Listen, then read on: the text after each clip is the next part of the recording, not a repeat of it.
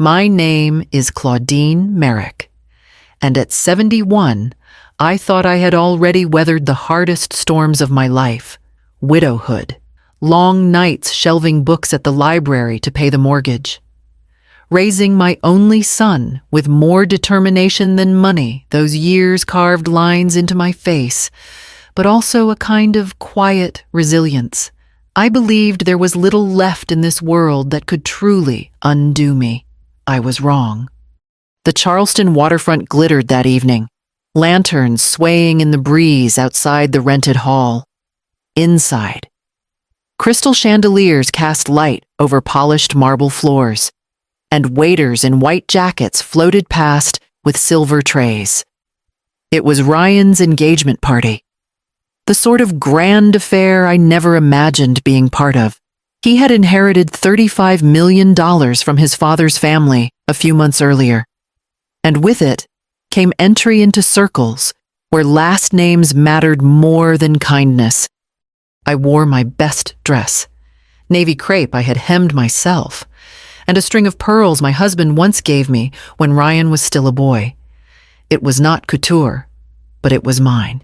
I stood quietly near the terrace doors, sipping sparkling water, trying not to be in the way, when Ryan approached. He had his fiancée on his arm and her parents close behind. His tuxedo fit like it was sewn onto him. His hair slicked perfectly back. I braced myself for the usual polite introduction. Instead, he looked at me with a smile that never reached his eyes. "Mother," he said, voice low but sharp enough to cut through the room's chatter. "You're no longer welcome?" I felt every head turn. The music seemed to stumble, though it may have been only my heartbeat in my ears. His fiancée's mother pressed her lips together, pretending not to hear. My hand tightened around the stem of my glass until I feared it might shatter. I wanted to speak, to ask what he meant, but the words died in my throat. After 71 years, after raising him alone, after pouring every ounce of myself into his future, my own child had dismissed me as though I were an unwanted guest. I set the glass down before anyone could see my hand tremble. My smile stayed fixed, though my chest burned. If this was the storm, I would not let them see me drown. I straightened my shoulders, turned toward the terrace, and walked into the night air, letting the cool wind carry me back through memories I had long tried to bury. The night air on the terrace stung my cheeks, not from cold, but from shame. I gripped the railing and stared at the dark sweep of the Charleston harbor. The water shimmered in the moonlight, and for a moment it pulled me backward, years away, to a different kind of night, one where I still believed Ryan's future might be kinder than my past. I was 39 when his father died. A heart attack on a humid August afternoon left me with a 10-year-old boy and a mortgage we could barely manage. I went back to the library full-time, stacking books and mending spines until my hands were raw. The pay was modest, but the building was steady, and so was I. Our house smelled of old pages and boiled rice most evenings. I learned to make meals stretch farther than seemed possible, sometimes giving Ryan the last piece of chicken while I pretended I wasn't hungry. When his shoes wore thin, I stitched the soles with thread I pulled from worn pillowcases. Pride is a poor seamstress, but it kept him walking. Ryan was bright, quick with numbers and sharper still with words. I tried to teach him that dignity wasn't measured in possessions, but in how you carried yourself. Integrity will outlast everything, I told him once as I patched his jacket for the third time. He nodded, though his eyes slid away. By high school, the lessons were harder to hold. His classmates came from old Charleston families, the sort who carried their surnames like crowns. They laughed at his hand-me-down clothes, at the beat-up Chevy I drove. I remember one evening he came home, fists clenched, shirt torn at the collar. He threw his backpack onto the floor and shouted, "I'm tired of being the poor kid." I sat with him at the kitchen table, the fan rattling above us. "Ryan," I said softly, "we don't have much. But what we do have, we've earned. That matters." He stared at me, jaw tight, as though my words were stones he could not swallow. Even then, I saw it beginning the hunger not just for comfort, but for standing, for the shiny armor of wealth that might keep the jeers away. I hoped it would fade. Instead, it grew, watered by every insult and every slight, roots sinking deep. The years rolled on, and the lines between us stretched further than I wanted to admit.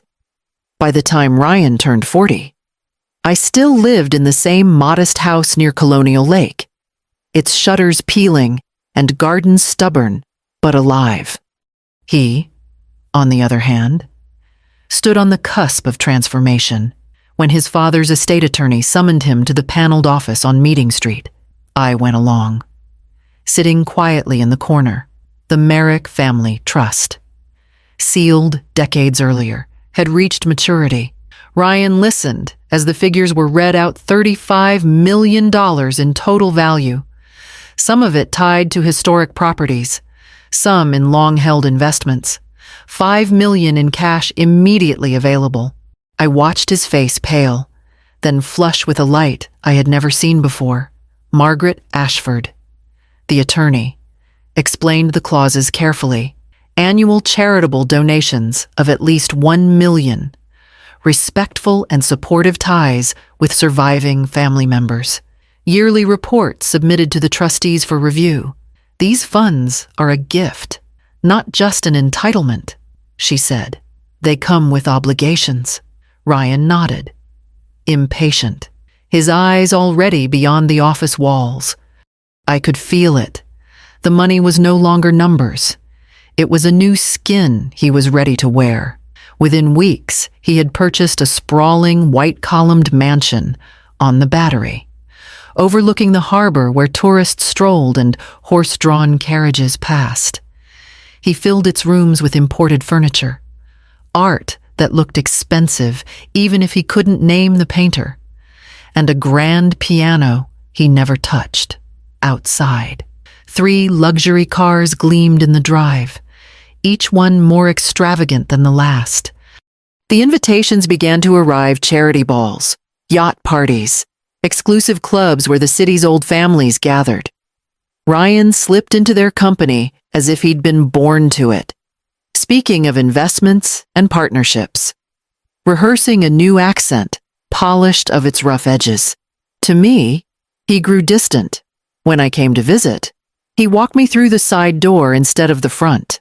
He asked me not to mention my years at the library, suggesting instead that I say I was retired from education.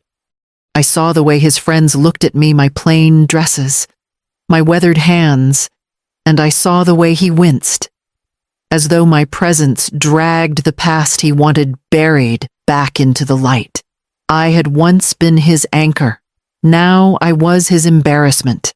Ryan invited me to lunch on a bright spring afternoon, the kind of day when azaleas bloom heavy along Charleston streets and the air smells faintly of salt. He chose a bistro on King Street, all white linen and delicate stemware. I arrived in my best dress, the same navy crepe I had worn to his engagement party, and carried a quiet hope that perhaps this meal meant he wanted to reconnect. The waiter poured sparkling water, and Ryan leaned forward across the table, his cufflinks glinting in the sun. "Mother," he began, his voice low but firm. "There are things we need to address if you're going to be part of my new life." From his jacket pocket, he slid a small white card across the table. Embossed letters spelled Sarah Delaney, image coach to the Charleston elite. "I think it would help," he said smoothly. "A few sessions could refine how you present yourself. Maybe stop mentioning the library. Just say you're retired. People will respect that more." I stared at the card. I was a librarian for 42 years. That's not something to erase. He smiled thinly, as though speaking to a child. "Of course. But there are ways to polish things. A new wardrobe, hair color that makes you look less tired, and the accent you could soften the drawl. It sounds provincial. The words landed heavier than any insult I'd heard from strangers. Coming from my son. They pressed down like stones on my chest. I set the card back on the table. Ryan, I said quietly, respect isn't bought at boutiques. It's earned. And if the people you surround yourself with can't see your mother as she is, perhaps it's not me who needs polishing. His jaw tightened, and he waved the waiter over as if to close the subject. You don't understand the circles I move in now, he murmured. Image matters. I held my silence, swallowing the ache rising in my throat. It was clear to me then to Ryan. I was not simply unfashionable. I was a liability. That evening, I sat alone in my parlor, the card of the so-called image coach lying untouched on the side table. My fingers brushed over it, but instead of anger, what rose inside me was a slow, steady sadness. I thought of my husband, Daniel, and the lawyer who handled his family's affairs when he passed. Margaret Ashford, sharp-eyed, kind in her way, but precise as a ledger. At Daniel's funeral, she had placed her hand on mine and said quietly, if Ryan ever strays from the values that built this family, Claudine, you call me. At the time, I had nodded politely, never imagining I might one day need those words. But Ryan was drifting further, and the weight of his disdain was no longer just mine to carry. I opened the drawer of my desk, the one where old bills and yellowing photographs lived, and pulled out a fresh folder. Its cardboard edges felt stiff, almost disloyal. Still, I began to slip things inside. A printout of text messages where Ryan called me hopelessly small town. Screenshots of his social media posts, where my modest house was reduced to the relic I grew up in. Even a recording from my phone, a lunch, where he laughed about my provincial voice to his fiancée. Unaware that I had pressed the record button beneath the table, each piece of paper was a wound pressed flat and preserved. I hated myself for doing it. A mother should defend her child, not collect proof against him. Yet every insult he delivered in private became, in public, a weapon that chipped away at my dignity. And somewhere in the back of my mind, Margaret's words repeated like a bell. If Ryan dishonors the family values, call me. I closed the folder and slid it deep into the drawer, hiding it beneath unpaid utility bills as if ashamed of its existence. My hands shook, not from weakness, but from the quiet knowledge that love had crossed a threshold into something harder, colder, and far less forgiving. The invitation to Ryan's engagement gala came printed on heavy ivory stock, embossed with gold edges. I held it in my hands for a long time before deciding to go. A mother belongs at her son's celebration, I told myself, though my heart warned otherwise. On the evening of the party, I pressed my best dress, a dark green crepe that still fit me after years of careful mending, and clasped Daniel's old pearl brooch at my collar. It wasn't glamorous, but it carried the weight of my life with him. Of simpler days when our love was enough. The ballroom was a chandeliered wonder, all glass and gilt, filled with Charleston's finest families. Waiters carried trays of champagne, and the string quartet played something elegant I couldn't name. I walked in quietly, head high, though I could already feel eyes flicking toward me. Ryan found me near the entrance. He looked sharp in his tailored tuxedo, his smile gleaming for the cameras flashing nearby as he leaned down. His hand brushed my elbow, but his voice was a hiss meant for me alone. Don't embarrass me tonight. I said nothing, only adjusted my brooch and followed him toward a cluster of guests. Among them stood his fiancée, Caroline, glowing in satin, and her parents. People whose posture alone spoke of generations of wealth. "This is my mother," Ryan announced smoothly. "She's a retired real estate investor." The words hung in the air, polished but false. My throat tightened. But I would not let a lie stand in place of my life. I straightened. "I was a librarian for 42 years, I said, my voice steady. "Books were my fortune." The smiles around us faltered. A murmur ran through the group, soft but unmistakable. Ryan's face hardened, his jaw taut with fury. "You're no longer welcome here," he snapped, loud enough that the surrounding guests stopped their conversations. The silence was swift, heavy, like a curtain dropping in the middle of a play. I felt the heat rise to my cheeks. But I did not lower my eyes. Instead, I slipped my hand into my small evening bag and drew out the folder I had carried, its edges neat, its contents undeniable. Margaret Ashford, standing a few feet away with her practiced lawyer's composure, met my gaze. Quietly, without a word, I placed the file in her hands. The morning after the gala, I sat in Margaret Ashford's office, its windows opening to the quiet curve of Broad Street. The file I had handed her lay open on the polished mahogany table, its contents spread neatly between us. Margaret adjusted her glasses and gave a small nod. "I'll convene the trustees this afternoon," she said. "The evidence is substantial." Section 4. Clause 2 is explicit. Any public act of disrespect toward surviving family members is grounds for immediate review. By the end of the day, 6 people gathered in that same room, the estate's 2 attorneys, a financial officer, a family historian, Margaret, and a mediator appointed years earlier. They pored over the folder, the screenshots, the texts, and finally, the transcript Margaret's assistant had already drawn up from the recording of Ryan's words at the gala. The decision was unanimous. All further disbursements from the trust would be suspended until a full hearing could be held. For now, the $35 million was as frozen as the look that crossed Ryan's face when Margaret informed him. He stormed into the office without knocking, his fiancée trailing behind him with wide, nervous eyes.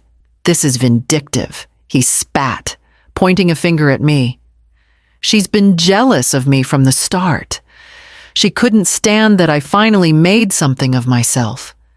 I kept my hands folded in my lap. My voice was steady when I spoke. "The money was never yours without honor, Ryan. That's what you ignored."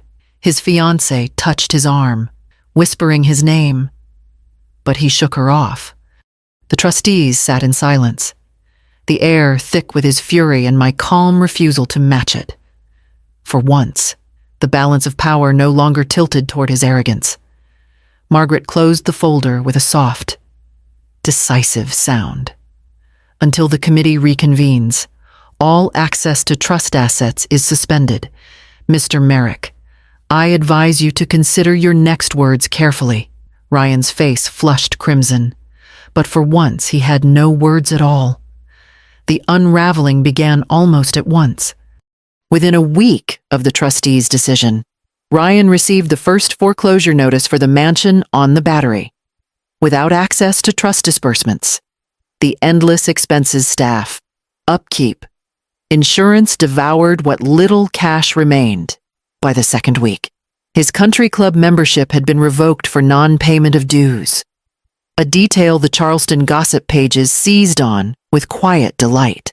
Then came the cars. I happened to be walking past the wide boulevard near White Point Garden when a tow truck idled outside his gates. The black Bentley, once polished to a mirror sheen, was winched up in broad daylight as neighbors watched from behind their lace curtains. I didn't linger, but I saw Ryan's shadow at the upstairs window, motionless, as the life he had tried to build rolled away on steel chains. His fiancée's family acted next. The sterling engagement was abruptly postponed, then quietly dissolved. Her parents issued a polite statement about compatibility and withdrew their daughter from public view. The calls from his friends stopped too. The men who once slapped him on the back at galas now avoided his number. It was after the third week that he came to me. I found him waiting on my porch. Tie loosened, eyes bloodshot. He didn't knock, just stepped inside with a kind of desperate fury. "You ruined me," he said, his voice breaking. "You handed them that file. You turned them against me. I had everything, and you took it away." I closed the door gently behind him and set my hands on the back of a chair, steadying myself. "No, Ryan," I said softly. "You ruined yourself when you forgot respect. The money only revealed what was already there." For a moment, I thought he might strike the air or shout, but instead he sagged into the chair, shoulders hunched like a child caught in a lie. I watched him, sorrow and resolve woven together inside me. What he had lost was wealth. What he had squandered was worth. The months that followed unfolded with a gentleness I hadn't expected. The noise of Ryan's downfall, his lost house, the broken engagement. The headlines that whispered about disgrace faded from the city's gossip columns as quickly as it had flared. What remained for me was something quieter, steadier, and far more valuable than any trust fund. I began volunteering again at the Charleston Public Library, not shelving books this time, but gathering with a circle of gray-haired men and women who came each week to learn about protecting themselves from scams and financial abuse. Some had children who pressured them for money. Others had signed documents they hadn't fully understood. I shared what I'd learned not only from Margaret and the trustees, but from my own hard years of stretching every dollar, of surviving without luxuries. "Your signature," I told them, "is a piece of yourself. Guard it." They nodded, eyes clear and grateful. And I thought of all the ways a library is more than a house of books. It is a shelter of wisdom, of dignity. At home, life returned to its modest rhythm. My little house near Colonial Lake still creaked in the wind, and the paint still needed touching up. But it was mine. In the mornings, I tended the roses in the front garden, pruning away what had withered, coaxing new buds toward the sun. Neighbors often paused on their walks to comment on their fragrance, and I smiled, hands in the dirt, content in a way no ballroom ever gave me. Ryan did not visit. Now and then I heard his name, usually spoken with pity. I prayed he might one day understand that wealth without worth is a hollow crown. But my prayers did not carry expectation, only hope. One evening, as the sun dropped behind the rooftops and the roses cast long shadows on the garden wall, I whispered aloud the truth that had carried me through. Love is welcome here. Control is not, because respect, I had learned, is the only inheritance that endures. And if respect, not money, were all I had to leave behind, I knew it would be enough. Whether others treasured it or squandered it like dust was never mine to decide.